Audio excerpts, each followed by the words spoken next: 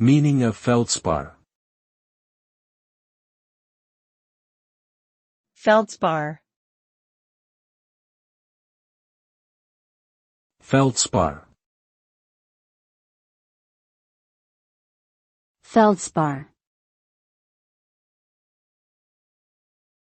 Feldspar.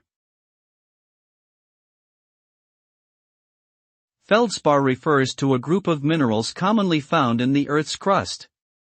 They are composed of aluminum, potassium, sodium, and calcium and are important constituents of igneous, metamorphic, and sedimentary rocks. Feldspar is used in a variety of industries, including ceramics, glassmaking, and construction. It is prized for its hardness, durability, and resistance to chemical weathering. As a result, feldspar is commonly used in building materials, such as countertops and flooring. Additionally, feldspar is often used as a raw material in the production of porcelain and other ceramic products.